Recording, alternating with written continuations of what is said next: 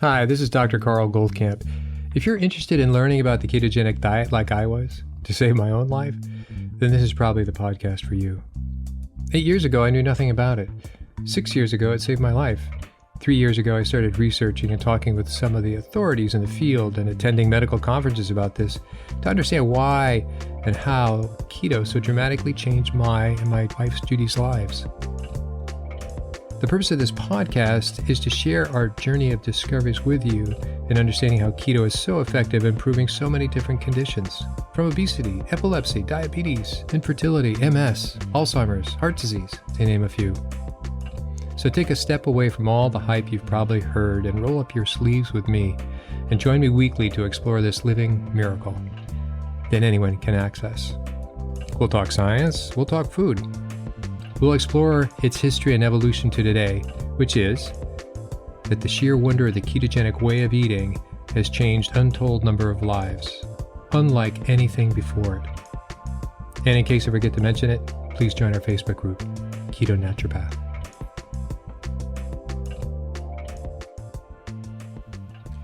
Hi, this is Dr. Goldkamp, and welcome back to another episode of the Keto Naturopath. Today, I'd like to try something different, something I haven't done before. You know, my intention about this particular podcast, this episode right now that you're about to listen to, is really to secure an area of knowledge and make it simple enough to understand that you buy into a certain belief that I have bought into. And so that belief is that our diet, or how we are created today, that is our gene, our genome, our genetics, are really programmed for a Stone Age diet. I'm certainly not the first to say that, but it's interesting to say that and then to hear supportive information about that. You know, there's no way that I can sort of prove that in my lifetime. I can talk about my own experience about labs and so on and so forth, but there's no way I can, map all this out. But what I was going to do today, which I think is really pretty exciting, and I think you're going to enjoy it, is I'm going to curate, in essence, 3 speakers that I think that you should listen to, and then I'm going to certainly put their links, their YouTube links. So 3 presentations that I think you should watch and listen to.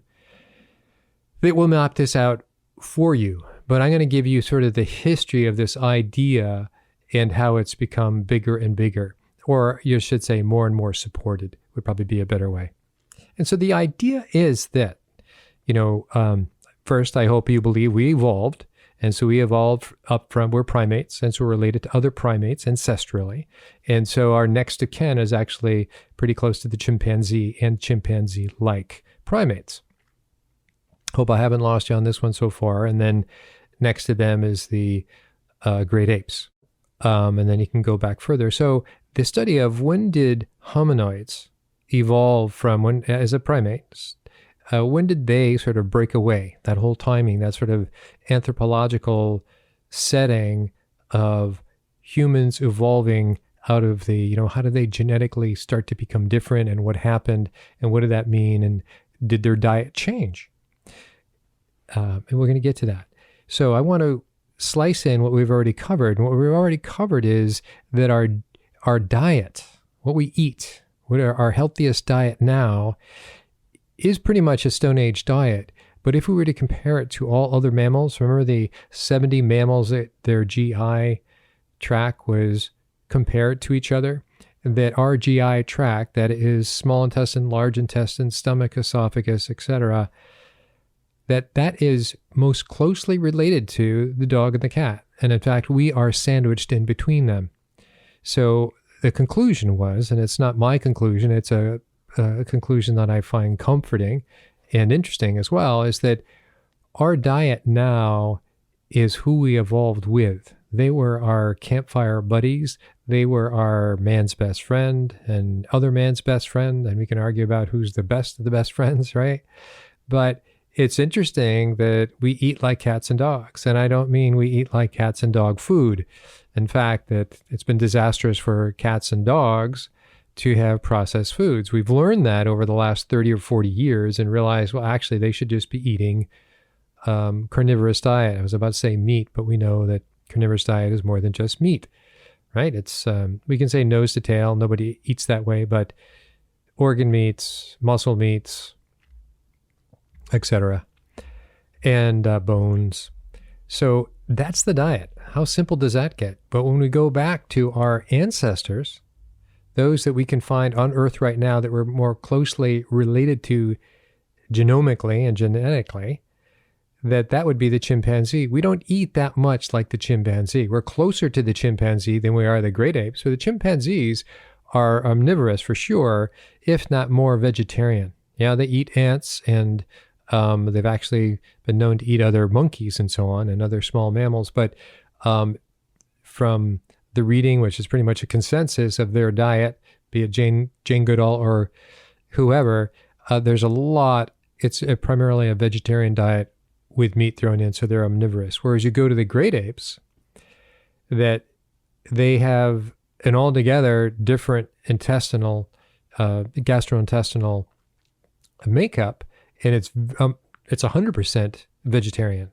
So they need a huge belly to have miles of what we'd call large intestine or the large colon to digest. That's where you break down the cellulose. Humans, Homo sapiens, cannot break down cellulose. So there you go. We do eat plants. We have salads and so on and so forth. We learn to cook them. Some of those we have raw, and it's a whole different orientation. I'll leave that later about are we omnivorous or are we carnivorous? I think that's really the question that I'm putting in front of you, and I put it in front of me as well. The reason I even bring this up is not to find another topic to cover, is that I had to come from, as a naturopathic doctor that was primarily a vegetarian focus, because that was my education, and had disastrous outcomes for me. So it wasn't very clear that it was just diet. I thought it was environmental. I thought it was stress. It was, as we've gone before in past podcasts about what my situation was, and my wife's as well. So we've changed that, and we're now pretty much 100% carnivorous. As of late, it's been primarily meat, which I don't think is necessarily a good thing. I think we need to get back to some organ meats. Mostly my fault on that. Get some liver and other things back in the diet. But that's a different topic. So what I'm lining up here for you is the chronology of the thinking that our diet is basically Stone Age. How do we know this? And how did it grow? So we're going to go through 3 speakers that I think really present 3 epics in thinking about, we'll call it protein, and protein for the most part is going to be meat. That's going to be my intention of mentioning that, of using that word. So a little background to sort of overlay. This podcast is called the Keto Naturopath. So what's with that? Well, that's low carb, high fat, and moderate protein. That's what that is. And that's where I started. And this podcast was over 2.5 years old. And we started at least another 3 years before that. But it's really refining about what you're doing. I didn't buy a recipe from somebody, and this is what you got to do. We got pretty drilled down into measuring grams of this, that, or the other thing when it suited us. Haven't done that for a long time. But so the ketogenic diet came out of the fasting era of the late 1800s and the early 1900s. And it really just came on board just a couple years before insulin was isolated, and therefore type 1 diabetics could now take it, and their lives completely changed. So that era was 1921 to 24. Interesting overlay when it was just post-pandemic and post-World War I, to give you a historical context about that.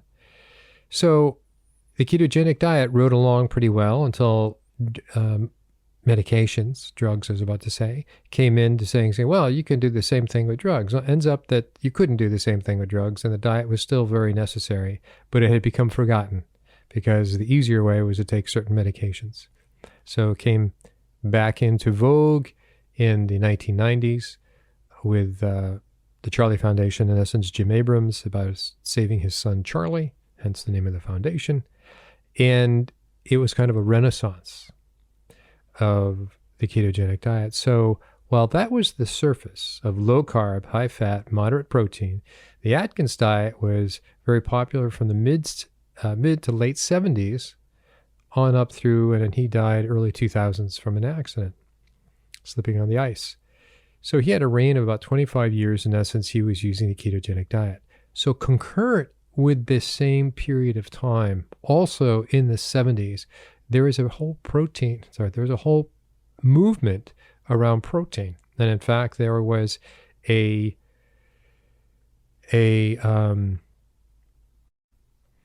was a whole movement in the mid 70s that was based around a book called The Last Chance Diet. And you can even find that if you Google that, Last Chance Diet, it will come up.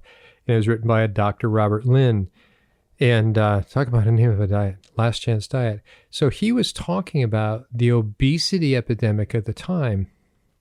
You know, all these little pieces that we hear when we get too caught up in the present moment, we forget that there was other times just like this, and or our times aren't as different as people allege that they are. And what I mean is this. He's talking about treating the obesity epidemic of 1976 or the early 70s. And the way we learn this today is that, wait a minute, the obesity epidemic didn't really get underway until the late 70s or early 80s when processed food companies moved away from the cigarettes manufacturing and into processed foods, and processed foods became part of our diet. And then they have graphs to show that, and the high fructose corn syrup, and then the seed oils and all these contributing factors. So wait a minute, we have a guy here, Dr. Robert Lynn, with his wife, write this book about Last Chance Diet, about it's a high protein diet. You know, have a high protein diet. And so let me just read this little background. And this was pretty much a protein sparing modified diet. I won't even call it a fast. And the problem is that Dr. Lynn's, he had a protein formula, and there's two issues with it. One, it was a poor quality, meaning it came from not good sources, to speak kind of redundantly. And the other is it was collagen. Collagen does technically contain all 8 essential amino acids, but it really just contains 4 amino acids. So I'm going to give you a little collagen wedge here, right, of information.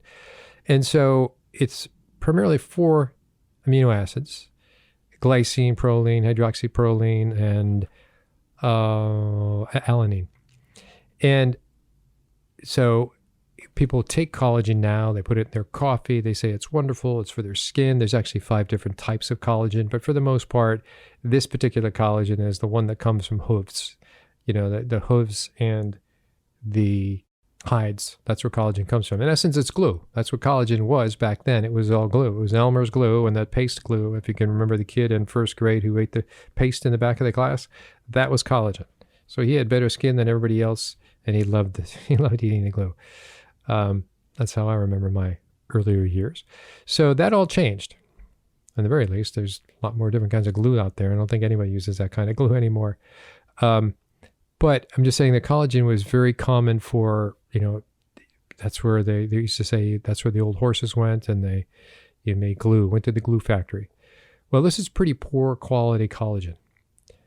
So we had contaminants in the collagen. We also had a product that actually would drive a deficiency. So when you have a lot of glycine and you don't have a paired amino acid called methionine, you will drive yourself into a methionine deficiency. So you need certain things are coupled that way, like calcium is coupled with magnesium and so on and so forth. So you will actually create a methionine deficiency. What happens? Why would you care about that? Well, methionine deficiency is going to affect directly your homocysteine pathway. And we've talked about homocysteine before, and some people like myself and like my wife are very limited in our ability to methylate homocysteine, methylate B12 and folic acid. And so consequently, we would run high in homocysteine, which is a very pro-inflammatory marker, and it causes a lot of other problems. But I'm just saying now we got there by diet. So if you have only collagen as your primary source of protein, which this particular program did, and this particular following did, there was a protein drink based on this specific collagen, is that people died. They drove themselves into these deficiencies, which then created extreme electrolyte deficiencies. and they had strokes and heart attacks and so on. So this was shut down, but for a period of a half a decade, this was the financial bonanza, if you could imagine there one, back before supplements and so on and so forth. I think the only supplement out there at that point was one-a-day vitamin, and who knows what that was really in that particular vitamin. Vitamin C was still pretty novel. So this guy in his last chance diet, this doctor in his last chance diet, recommending this to his patients. Hey, well, you're heavy and nothing else is working for you. Why don't you try this? But that's where he started. So there was a degree of truth, the idea of protein only for the most part, but he chose a poor source, an incomplete source of protein, even though I qualified it. Remember I said there were 8 essential amino acids, but primarily there's just 4, and it drives various deficiencies. The other thing that collagen is deficient in, it's deficient in tryptophan, and it's very low in leucine. Why would you care? Well, if you're low or if you're absent in tryptophan, in fact, they use collagen, they give it to mice and rats to do studies on creating a tryptophan deficiency to see what sort of metabolic problems that will happen. Well, tryptophan is a direct precursor for serotonin, a direct precursor for melatonin. So clearly their sleep is going to be affected, their mood is going to be affected, and this was true. All that has been well documented. Feel free to go onto Google and go, tryptophan deficiency, what happens? So now you had people who are going crazy because they're losing weight, but they're actually becoming depressed, and then some are even dying due to electrolytes imbalances that result therefrom. So it proved out to be pretty disastrous, but the kernel of this whole thing was actually true. The kernel of truth behind all this, that a protein only, and it's pretty hard to have a protein only diet if you're using real foods, there is fat comes along. So if you're having pork or skinless chicken, there's still fat there. There's not much fat because you've chosen these particular kinds of low-fat meat, if this is what your focus is, and you will lose weight. The way you do it carefully or not is something else. And you need to have, methionine, by the way, is in meats. And so having the meat would be a way of balancing having the collagen.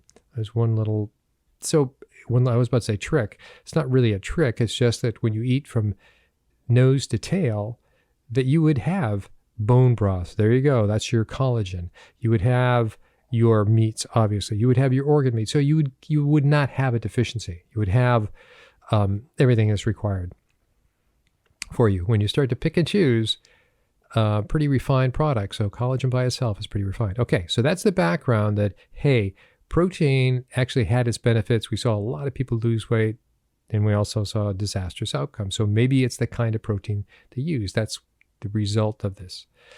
And this is true.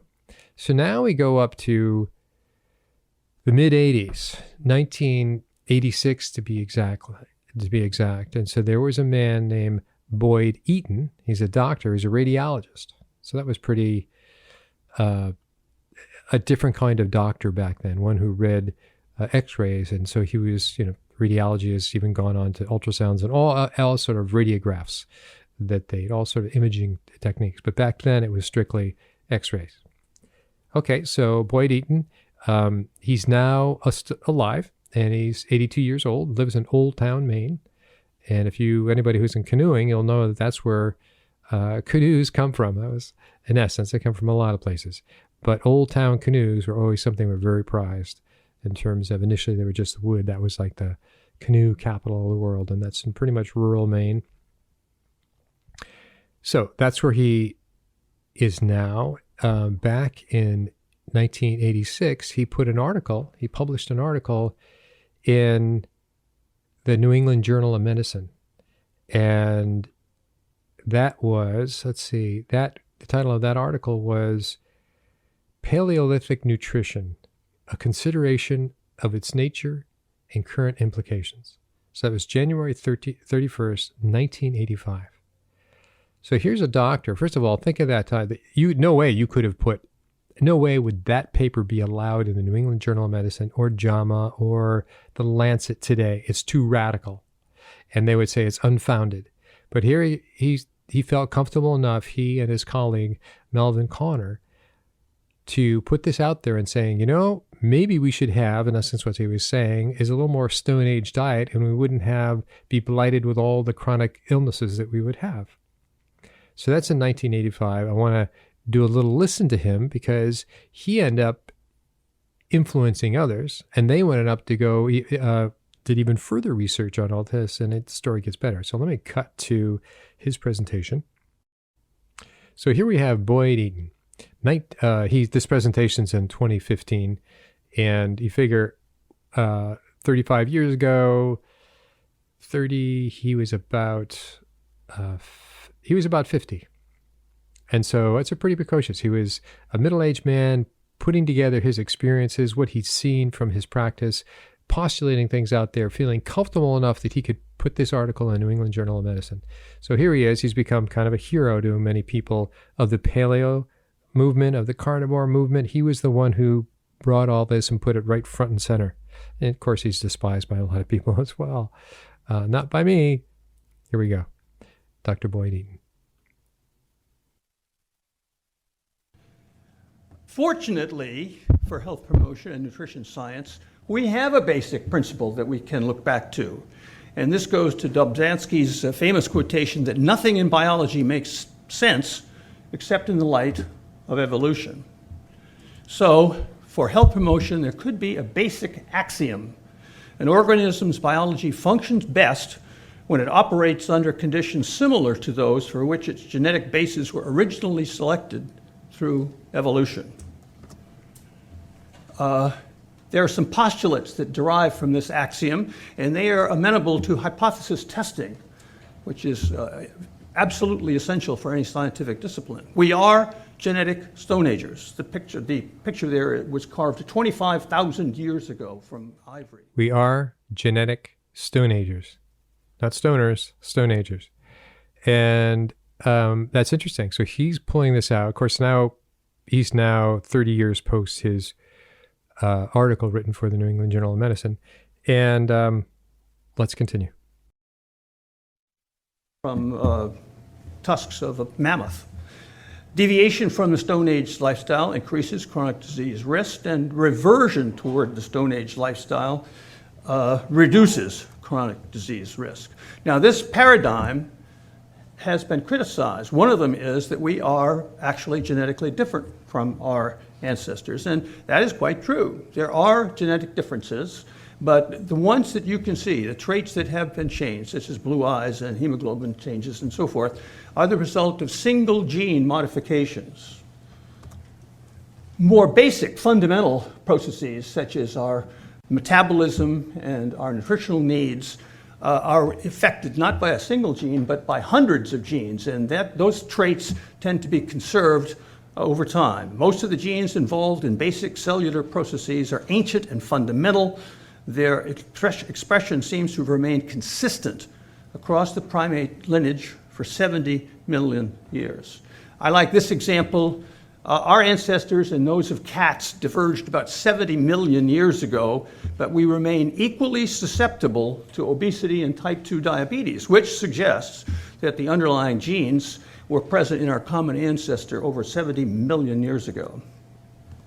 Another criticism is that we do not know about everybody, everywhere, at every time in the past, and that is also entirely true. Fortunately, we don't need to know everything about everybody at every time in the past. What we need to know are what were the conditions in Africa, particularly 100,000 years ago, just before behaviorally modern humans began to emigrate and people the whole world, but the same conditions existed for almost 1 million years prior to that, giving them plenty of time to shape genetic selection or to refine genetic selection.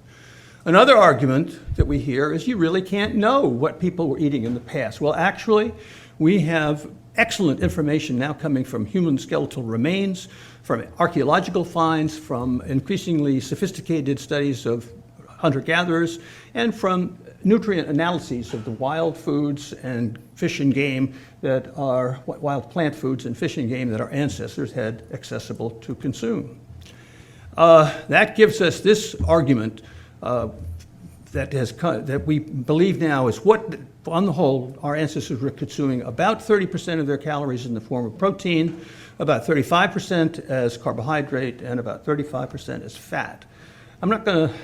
This would be what the dietary recommendations that we would make for that. Now, some of these, I think we're all going to concur with. Nobody's going to argue about any of these suggestions, I think.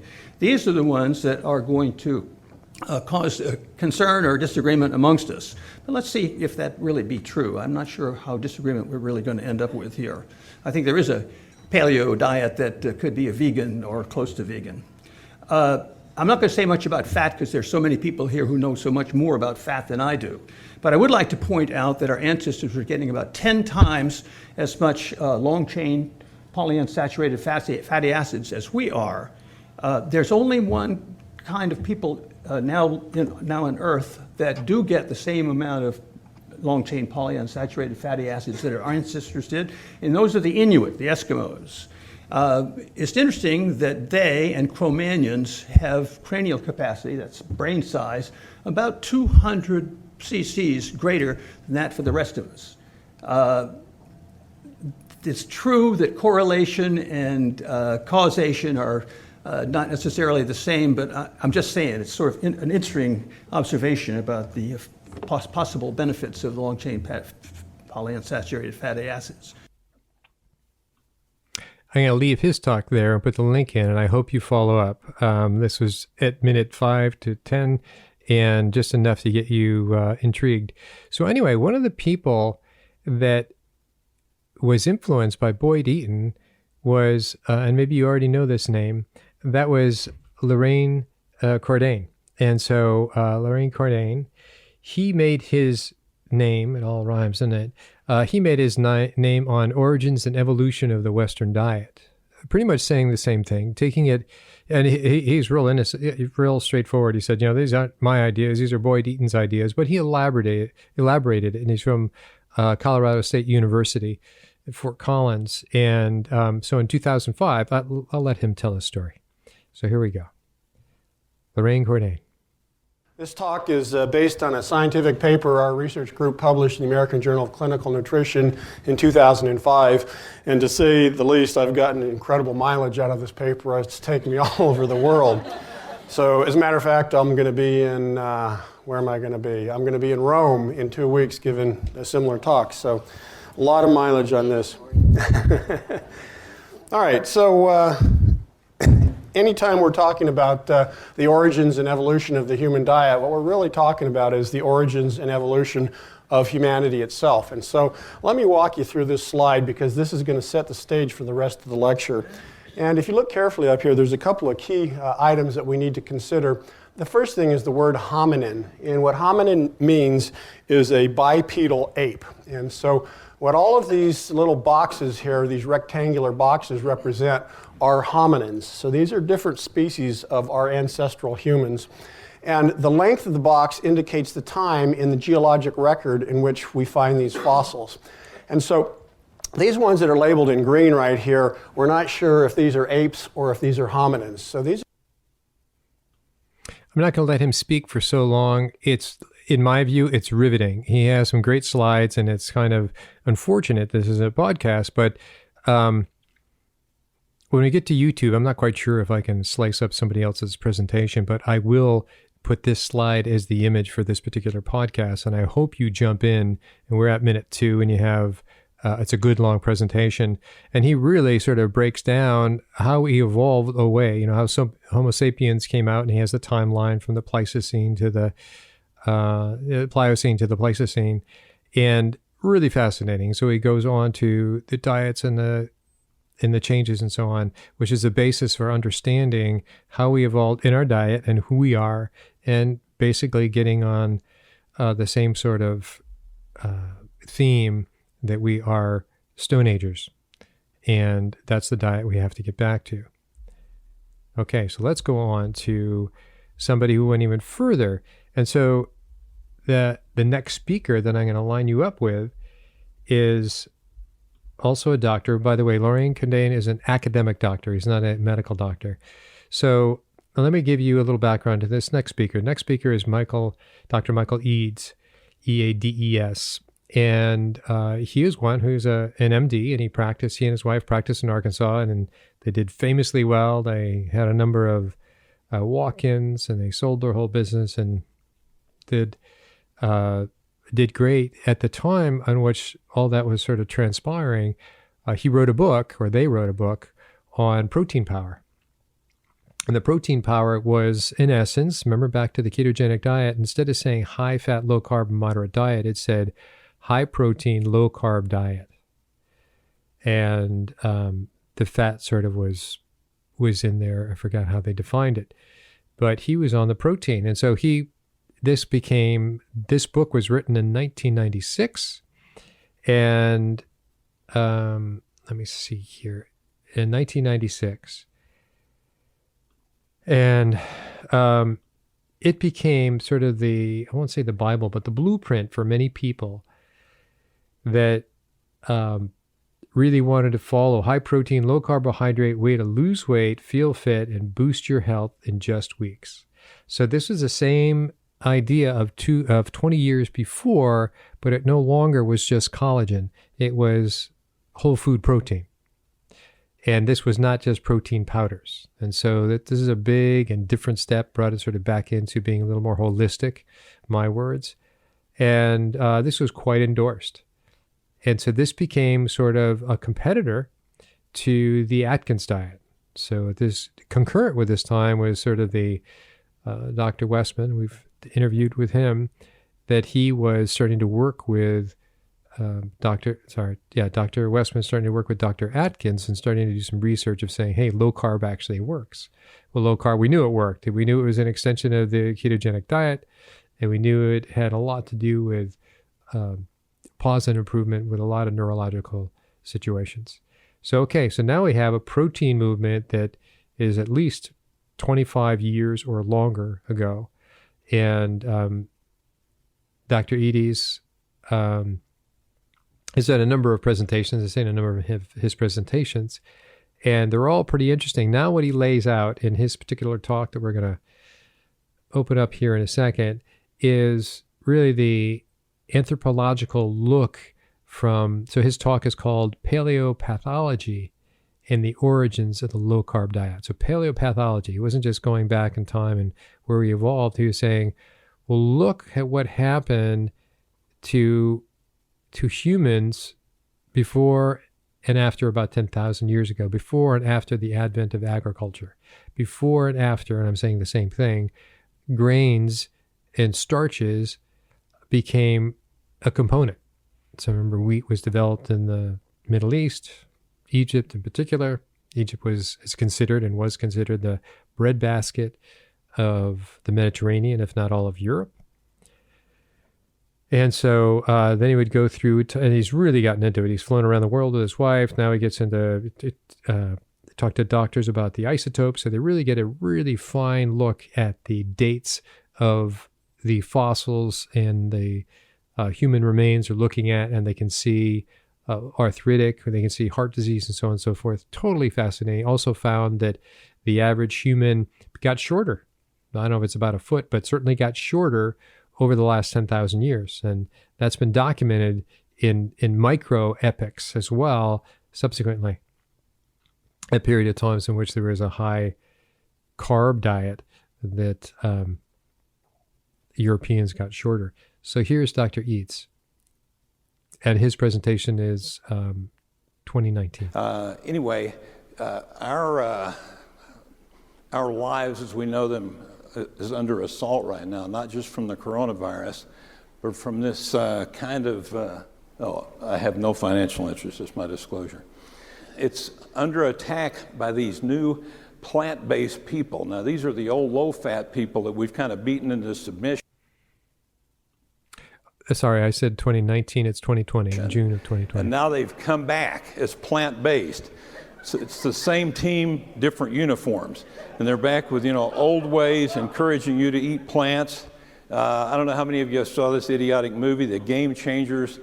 A terrible movie. It's filled with distortions, but encouraging people to go on a plant-based diet. And, you know, those I don't mind because, you know, they're out to make a buck and it is America. But what I really hate is when the press picks up on it in subtle ways. Now, here's an article that was in the Wall Street Journal just a couple of weeks ago about the difficulty of getting a good low-carb bread. And on this, the back page of the article, there's this line: bread has been a foundational food in the Western world for thousands of years. And so this idea is getting implanted that wheat-based and plant-based products are a part of our heritage. Just this last week in the Wall Street Journal, we actually know what we should eat. Well, what do we know? What we know is, according to this article, before the 20th century, remember that, before the 20th century, humans knew what to eat, little or no junk, not much existed, animal products in moderation, far less was available, and relatively unprocessed plant foods in abundance, okay? And here again, there is no one best diet. Good diets can be low or high in fat or carbohydrates as long as they're made up of wholesome foods and mostly fats. That's what I mean, same team, different uniform. And this stuff is absolutely false. You know, I just did a quick run. This is a meat market in New York back in 1878. Look at all the meat. This is the Smithfield market in London back in 1850. This is right in the middle of London. London at that time had about 1 million people. They put 1.5 million sheep through this thing every year. They put about 250,000 cattle, and God only knows how many, you know, chicks and ducks and geese were out there scurrying around. If you look, there's the Smithfield market inside. I mean, it was a huge thing. So we had plenty of meat before the 20th century. And here's what I did, and you can do this too. Go and Google 19th century menus and look at what was on the menu back in the 1800s. Look at this one on the left. It's nothing but meat. Look at the one on the right when you blow it up. Nothing but meat when you read that. You look at this other one over the left, there's some stuff, and you know, and they had mainly root vegetables because there was no refrigeration then, and you could dry meat and hang it, but you couldn't keep fresh produce fresh. So people had potatoes mainly, and they had turnips and they had carrots, but they mainly had meat. Look at this is the menu from the Titanic. Filet of brill, egg à l'argentule, chicken, corned beef, grilled mutton chops, salmon mayonnaise, potted shrimp, Norwegian anchovies, soused herrings, plain and smoked sardines, roast beef, on and on and on and on. It was meat. So this is total BS that before the 20th century that we didn't have very much meat in the diet. But that's just the kind of things they do. And as I say, I don't mind the movie in old ways because they're trying to make a buck, but I hate when journalists do it. It always makes me think of my favorite quote from my favorite, you know, social commentator, Hunter S. Thompson, about the journalism business. And he said, it's kind of a cruel and shallow money trench through the heart of journalism industry, along plastic hallways where thieves and pimps run free and good men die like dogs. And I always remember that when I see these articles. So anyway, we're gonna go on from there. Oh, I forgot about this. I had a company put this together for me because this whole thing is having an impact. And what you see is this blue line. This is the trend over the last year, and you can see that the keto diet is kind of in a little bit of decline, and you can see at the bottom those are carnivore and low carb, and you can see the plant-based, the green one, starting to come up. So all this propaganda is starting to have some effect. So this is a quote, this is a part of a sentence from an absolutely awful, awful, awful article. And it's the only thing in this article that was correct, but I like the way they summarized it. Our physiology should be optimized to the diet that we've experienced during our evolutionary past.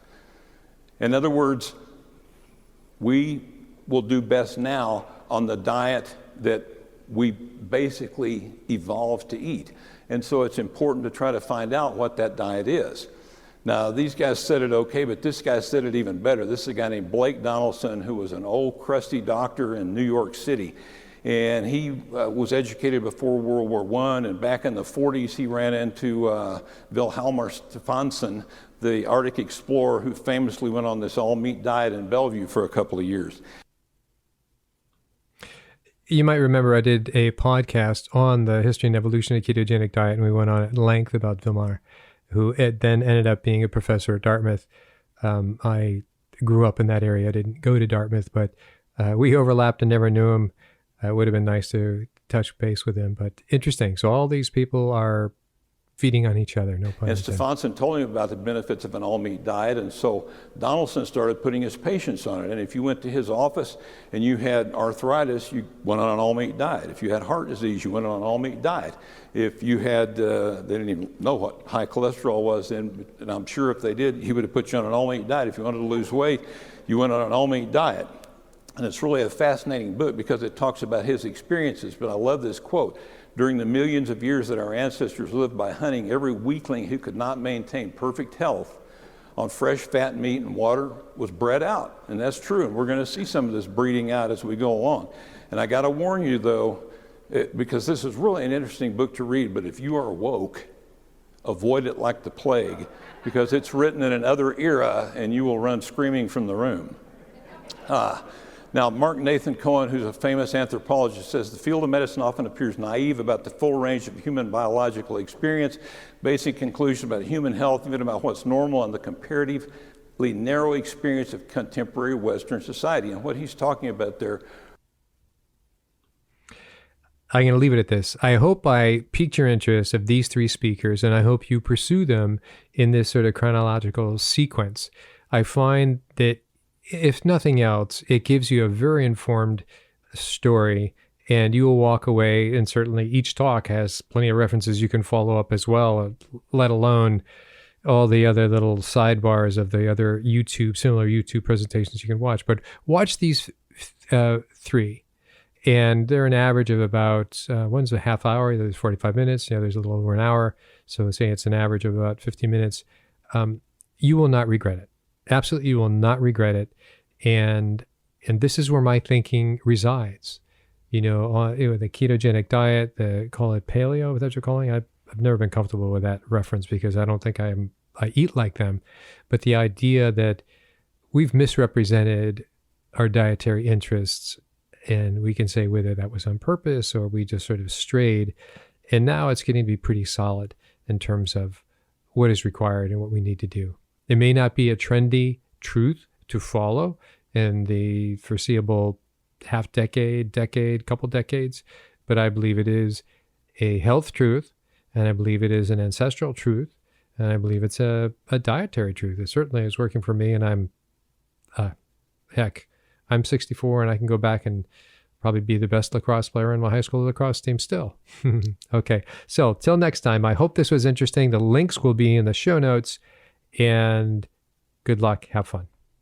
Hi, this is Dr. Goldkamp. I just wanted to encourage you to send in your questions to drgoldkamp at ketonaturopath.com.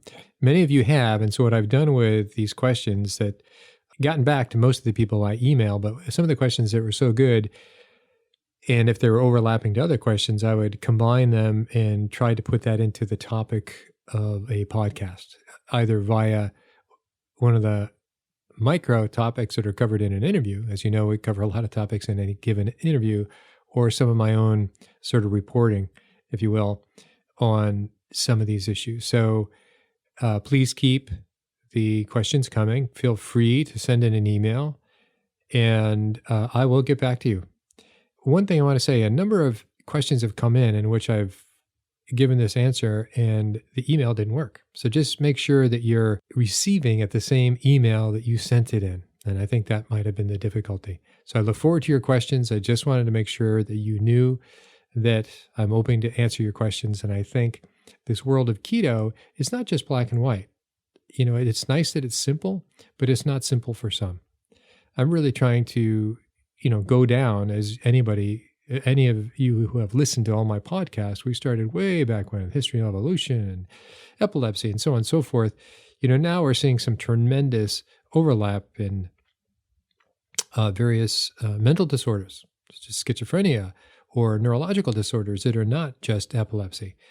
And also, just for people in losing weight, it's sometimes pretty complicated for them to engage in keto, and so they need some help. And so that's the whole point of, at least that's what I think I'm doing, is exploring the world of why are there other factors. And so in exploring some of those other factors, we've covered addiction, we've covered hormones, we've covered nutritional deficiencies, we've covered certain metabolic lab results, And we'll go further. We'll even get to more on genome and aspects. So these are all just contributions that make for an obstacle for some people to engage easily in the ketogenic diet. This is my belief, and these are the things that I've discovered.